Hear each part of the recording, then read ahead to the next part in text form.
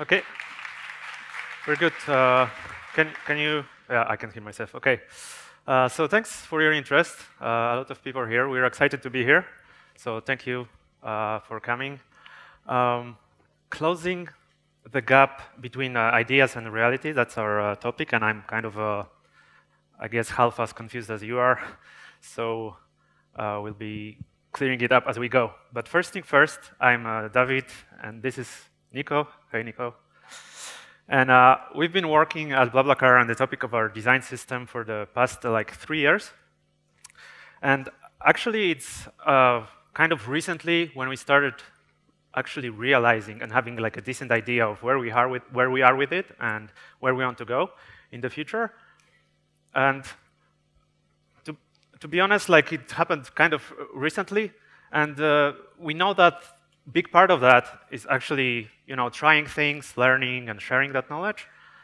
So this is also the reason why we are here. We want to share our journey on building design system at Blablacar with you and where we're going in the future. Nice introduction. Thank you, David.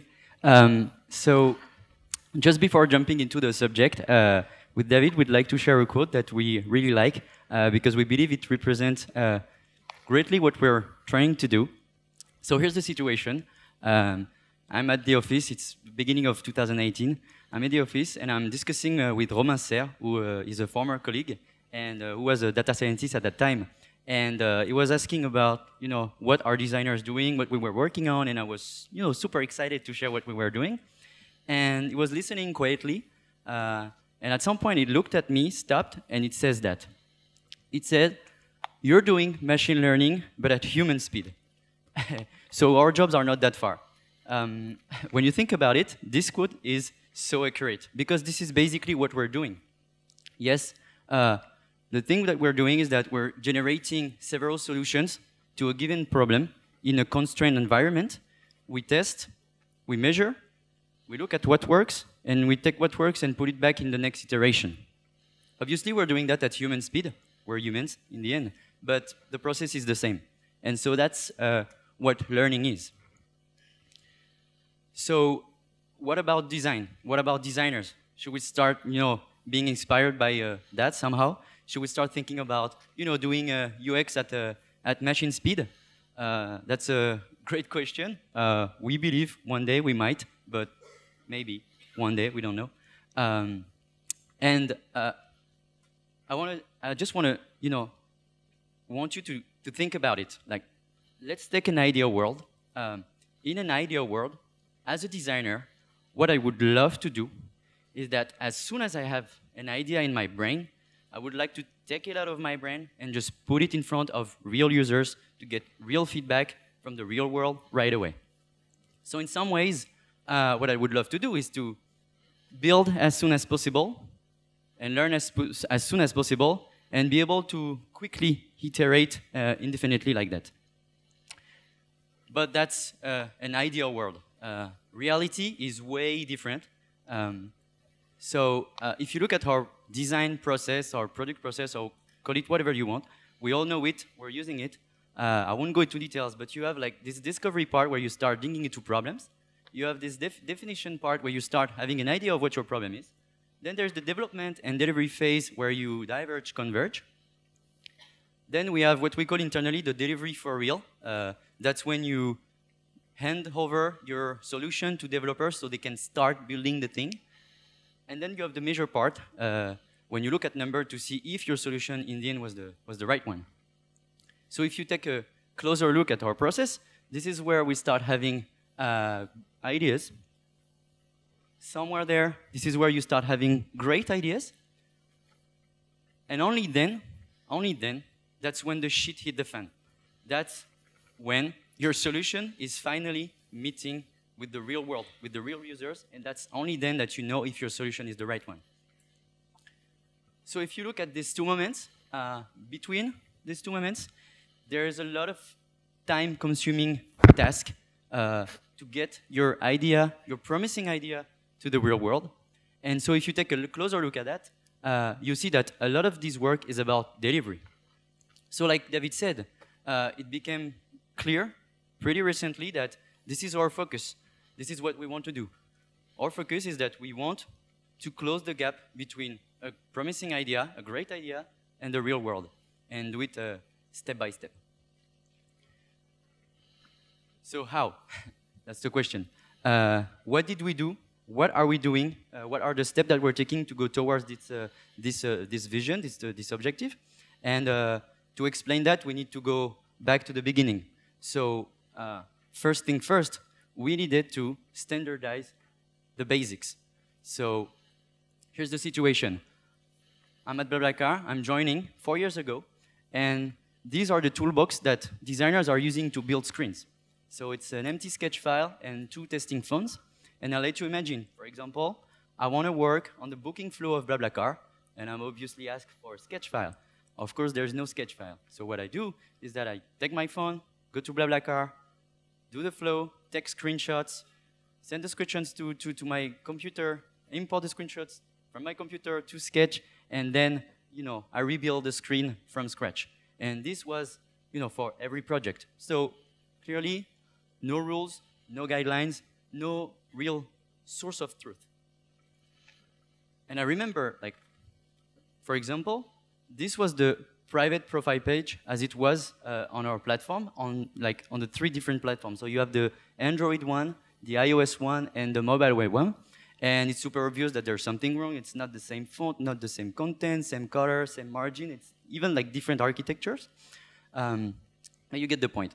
And I remember that we were spending a lot of time in reviews about deciding where to put the CTA in the page, what was the right border radius, while that we were maybe not focusing on the right problem. And it became, it was kind of super clear at that time that this situation would fall apart as soon as the team grows beyond 3 or 4 people. So with no surprises, when we started integrating UI components library, so we could rebuild an entire product and get back to our consistency. And so here again, after we rebuild the product, this is the same profile page. So except from the fact that at that time we took the decision to keep some pattern specificities from each platform, this is clearly the same product. So with that, with this library of components, we removed a lot of friction from our process. We didn't need to do any UI critiques anymore. We were spending much less time on building and speccing. And I remember that even at some point with Dawid, we were bragging that one day we might draw the designs on a napkin and give it to developers and they would know what to do. But there is always a but. The thing is that we managed to have a cross-platform consistency, but no UX consistency. So as a metaphor, let's say I'm asking 2 kids to build a boat, and I only give them the bricks. You'll probably end up with a situation like that. 2 very different boats. And none of this boat is better than the other one. But if your goal is to build faster and scale, there's one that might be more interesting. So this is taking us to the second step of what we had to do, is define experience pattern. Like we said, there was no guidance, no guidelines to give to our designers to know how to use our component. And so again, we ended up with an app full of inconsistencies. So here are 2 great examples I really like. On the far left, this is the screen that you got after publishing your trip. And the green banner is saying your trip is published, the action is done. On the right, the green banner means that there's something new in the product, a new feature. So same component, different meaning. Again, on the right, this screen is basically saying, your request to book a trip on Blablacar is in pending state, while the one on the right is a warning message to tell you that the phone number you're using is already connected to another Blablacar account. And so these are good examples for me to remind us, designers, that the system is not here to block you. The system, in the end, is here to help users understanding how things work and bring clarity. And obviously, we're not bringing any clarity here. So again, we built guidelines to come with our UI components.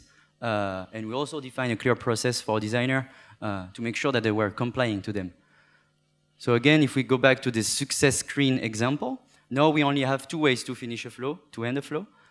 It's either the action I've just taken is mandatory to travel, I get a full success screen. If the action is not mandatory to travel, the confirmation happens on a component level because the impact on your experience is pretty different.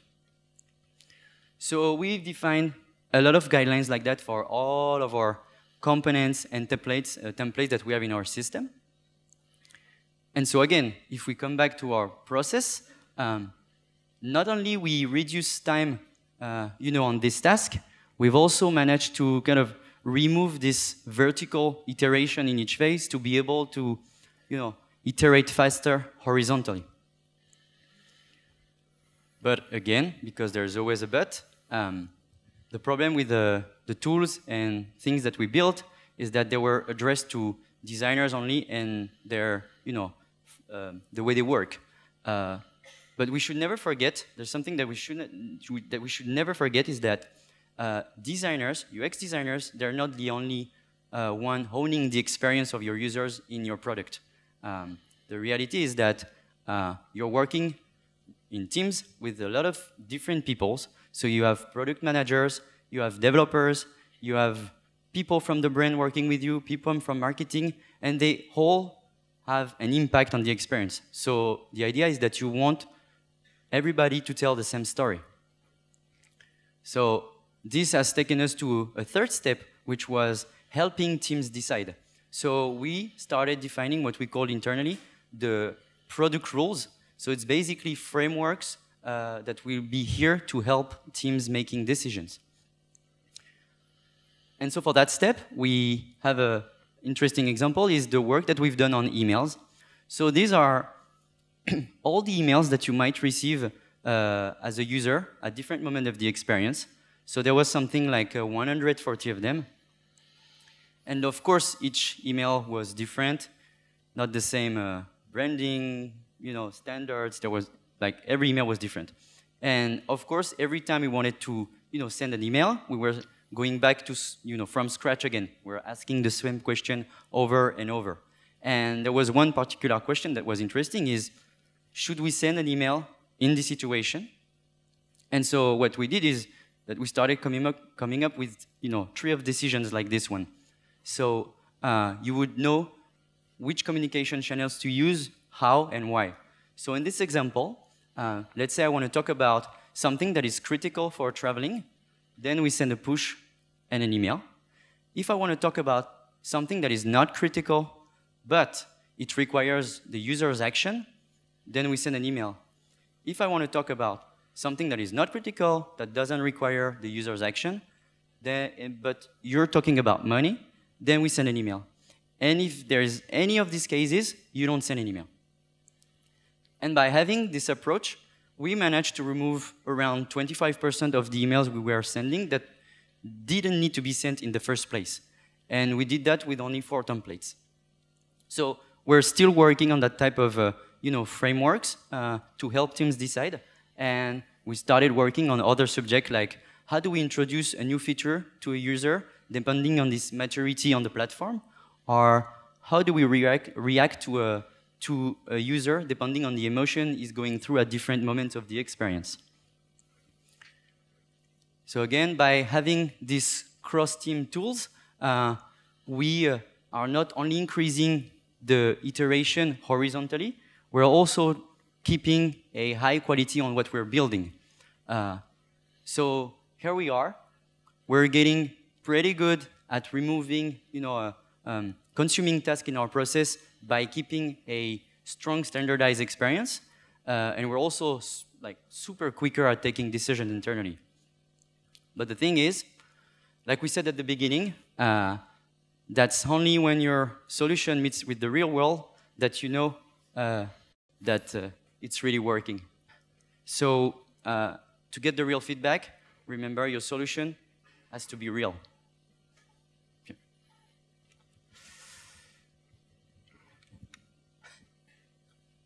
This one. Okay, good. Get design even closer to development. So what do we mean by that? It's not that we didn't so far. We did actually seen how we're closing that gap, like step by step. And we're happy about that. And it's nice. We're actually making this, transition. But what bothers us a lot, and I'm sure it bothers a lot of you too, is that we, as Nico mentioned, we still have these two delivery phases. Like there is designers delivery and developers delivery. There's like they are like pretty separate actually.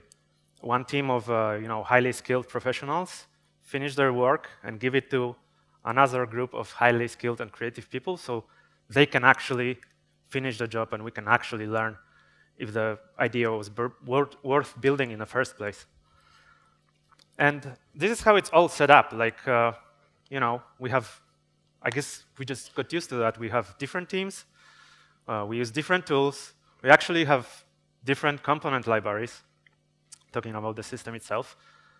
Developers have the real thing. That's the actual component with all its interactivity and logic. This is what actual users are touching.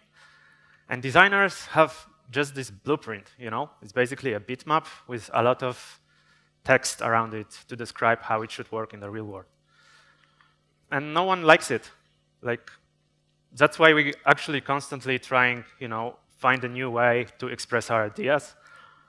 There's, new tools pop up like every week. I just sign up for two new of them, like last weekend, like reimagining high fidelity prototyping again.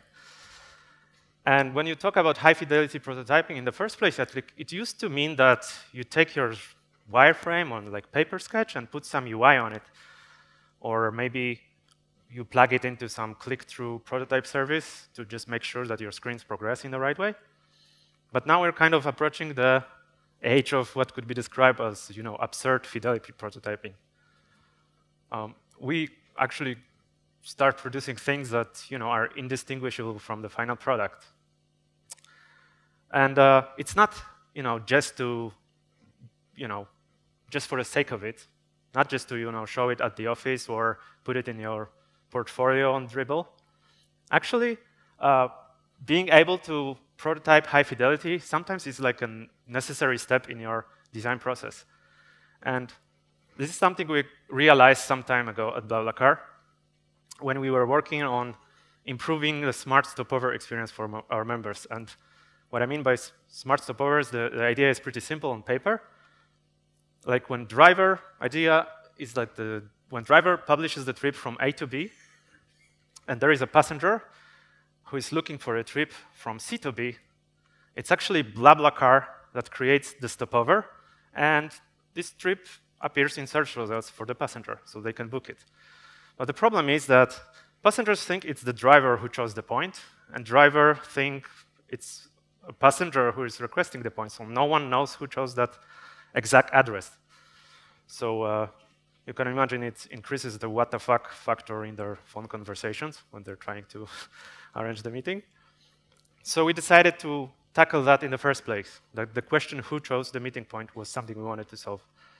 So very long story short, the idea that we were excited to test was basically we wanted the passenger to choose the point. So when they find the ride that suits them and go to the right details, instead of having the address written, like the pickup address written on the details page, we had the CTA to choose the meeting point. And on the next screen, we suggested several points at which may be interested that are convenient for the driver. We gave the detour time and so on, and passengers were able to book them. So this is what we wanted to test, so we started building our click-through prototype, and you know the drill. Like there is 1,000 pages for all the cases and million connections between them. So we designed it, we built it, we made a whole day of usability test, and nothing really, we didn't learn anything. And the reason is the core of this experience was dependent on this digital map.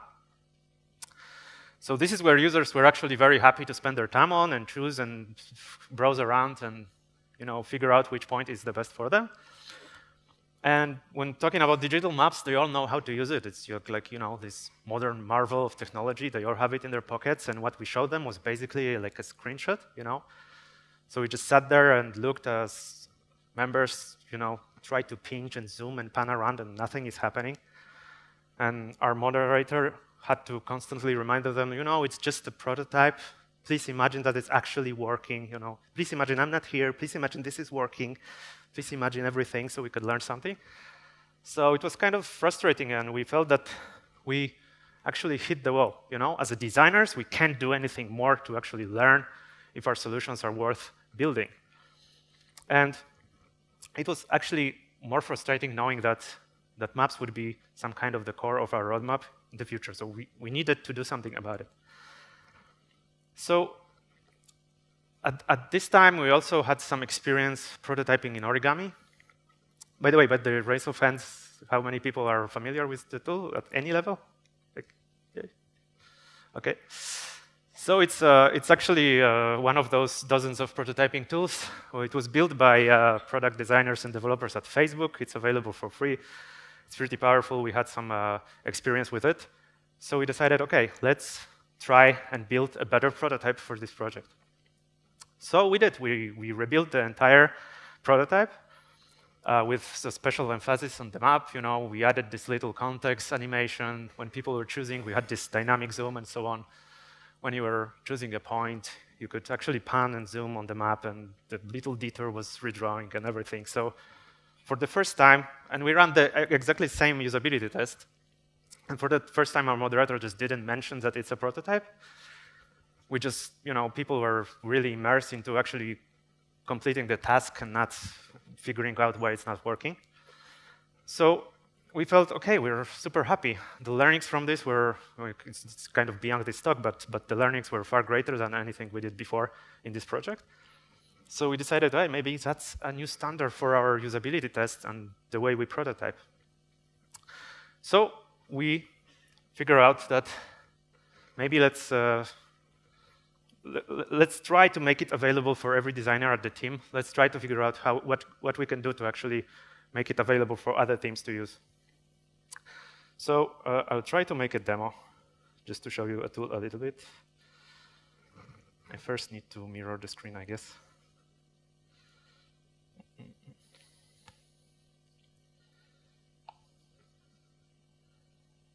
Yes?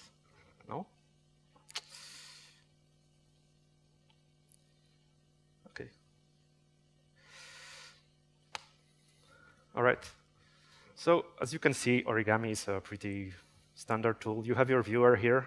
Here are the layer panels. I can put an oval here and change its size and whatever, or color. Everything over these properties you're probably familiar with. You can't actually direct manipulate here, but you can manipulate these values by some logic, user interaction, and so on. It's super fast introduction to that. But what gives you power to do is actually build your entire design system inside of Origami, and you can build templates and components and paths and so on. The component that I want to show actually is what we creatively call the screen. And it doesn't have many of these properties to change, but the one it has is actually like a text field. And I will just write what I want to appear on screen. So like I want the top bar, I want the illustration, I want the voice, which is our name for title, and I will say, I don't know, a nice screen. And I need an input. OK, so as soon as I'm done typing, the components just appear on the screen in the right order and so on. And this is nice. And you may think, OK, like, yeah, I can do the same thing in Sketch. But the difference here is that this is our actual interactive component. Like I can start typing in it. It's an input field. It works with your phone when you plug it. You can use your keyboard to enter the field. I can clear it now and so on. And maybe also more interesting thing, let me just, I don't know, I'll use the different illustration. Maybe I'll say, where do you want to go? And I'll change the type of the input field to input address. And I don't know if you noticed that, but the placeholder of this input field changed. Now it's an input field of the type address. So I'm just going to type an address here. And what it knows to do now, because it's a type address, it knows it should go to the top to give a space for all these autocomplete components, and it's actually doing API calls to Google autocomplete service, so I can choose an address from the list. So that's pretty nice, and I need to continue on my slides now.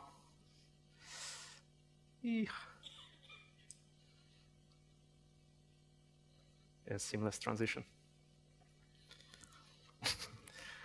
So that's another part of what we call high fidelity prototypes. It's not only about the interaction, but also about the data that you're using in your prototype.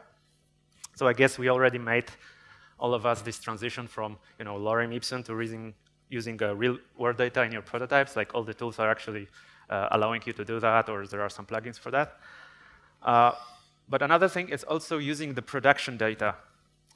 So using as much production data in your prototype as possible. And what I show you was pretty crazy, but we actually had the great results with that approach with Origami prototypes. We were able to actually give participants a real app, make them publish the trip, and then switch to the prototype where the trip was there. They will start managing that. We were able to actually book the trips from our control room and see the entire test from as it was happening alive. So there was no scenarios or no scripts to do. Like people were just doing what they were doing in their regular usage of the app. So there's always but, as Nico said. But at the end of the day, we were complaining about having these two systems. And the truth is that we were kind of adding another one. That was not what we wanted to do. Again, it's beyond the scope of this presentation, but Origami it's not a tool to replace the sketch, and we decided that it doesn't fit actually our vision of the design system and this idea of bridging these two worlds together. So what is part of this vision? Well, we're still not sure. We have some promising explorations with Framer. That's another tool that I may better show you instead of babbling about. Again.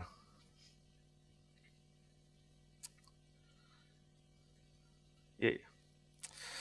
So Framer is more of the tool that you're used to. It has all of these shapes and layers here and so on. But what's important here is Framer is built on top of React. So React is a JS library that actually our front-end engineers are using to build the real apps. And I can have my component. If I'm like a design system designer, I can design it here and use my mouse to actually do it. But on the ground of it is actually React. I can also now, I have another component that knows to take this component and, again, using production data. Let me just show you here, maybe. So again, this is my React component that I'm building here. No, not this way. And I can actually see how it looks like. These are actual search results for Pali Lil for tomorrow. And I can, as a system designer, start redesigning my component and see live how it's connected and how it looks like on the actual search results. But if I'm not a system designer, I just want to use a production component. So again, I can drag and drop one to my artboard. And this component is actually, if I go to layers panel, you can see I cannot do anything with it. This one is actually built by our front-end engineers. So this is the actual production component. And again, I can say here that I want to use it instead of the old one. Sorry. And when I preview the screen, I have my search results. Yep. Search results using production component using actual Blablacar API inside of a design tool. So that's pretty cool. Again, to my press. Yep. So when I look at this, I must ask myself a question what is that I'm looking at? It's a production level component, drag and drop into the artboard in the design tool, connected to the actual API. These are actual results. These are actual photos of our users and their names and so on. Is it is it already an app, or is it still just design? It's kind of like a hard question to ask, to answer. And actually, is this closing this gap between design and development, or are we already just starting? Actually, when I look at the community or at what other companies are doing, Airbnb with their crazy machine that is actually understanding whiteboard sketch and giving you HTML code and so on, and all these tools that I mentioned that are popping up every day. It feels like the answer to that question will be like a collective effort. It's all about just building, trying stuff, learning, standardizing this knowledge, and sharing it with everyone. So let's do it together. Thank you.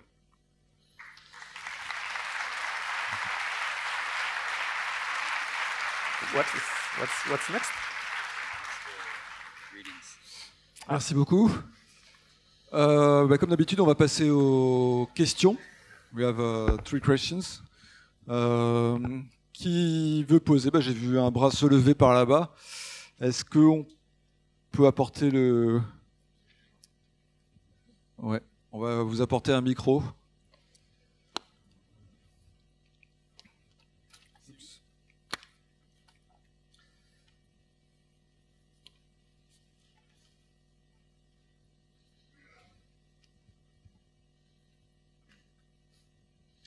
Hello. Hello. Okay, I have one question about the Framer demo that you just did. Hello. What is the interaction and the process between the designer who does modifications in the components, who creates and updates new components, and the developer? So how do they work together so that the new evolutions are developed in production? Okay, so for now, what we showed is just an exploration. As I mentioned, it's about finding the tool that could bridge maybe these worlds. At this point, we still like our current library is still in Sketch. We will try to port it in the near future. But that's a very good question, because like our first goal was to make the one single source of truth being our React library, for example, and then not giving designers almost any other way to modify the components themselves, having like a really strict approach to having design. But what you're asking is the other way around, which is like designer who is building the components in Framer. How do you actually make sure they land in production? There is no like this button that we dream of that you can just push and it will land in production yet. But we're still like developing this connection. I guess it will be work of what we called and what we plan to implement now. It's the work of production designer. It's a new role that is appearing in Blablacar right now, and I imagine the team would consist of production designer and obviously developers who are actually implementing the final components. Does it answer the question, or I'm just babbling to myself? Yes, yes. Okay, thank you. Perfect. Thanks. Ok, une autre question. En bas dans la fosse. Oh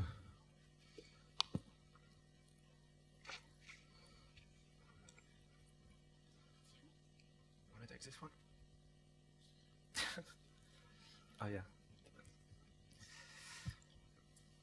Hi. Question more for Nicolas. When you talked about helping teams decide, and you took all the templates of the emails mapping as an example, I think it's something that is pretty easy to understand from a designer's perspective. It's easy to be convinced, but for the CRM team, for example, they may not even want that minus 25% drop. So my question is how did you convince them that they actually needed help? Like, do you use studies, key figures, common sense? What was the best way to go?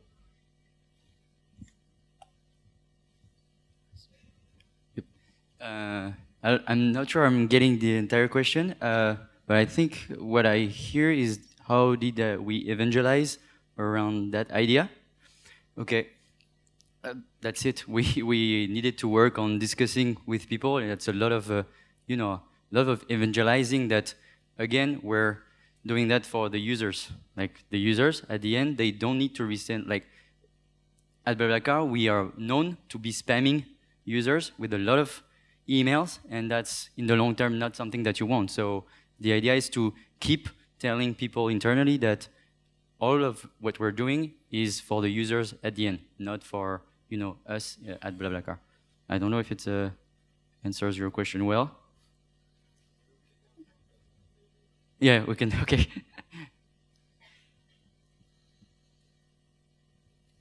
Et une dernière question. On a honneur aux dames, donc Chloé.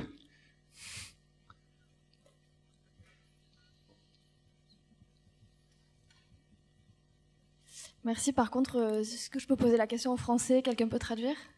Je sais pas, Olivier, tu te Ça sens dépend qui répond en fait, mais on va essayer. Merci. Plutôt qu'un outil, est-ce qu'il ne faudrait pas des profils polyvalents en complément des profils experts pour faire le lien entre les équipes? Tu réponds.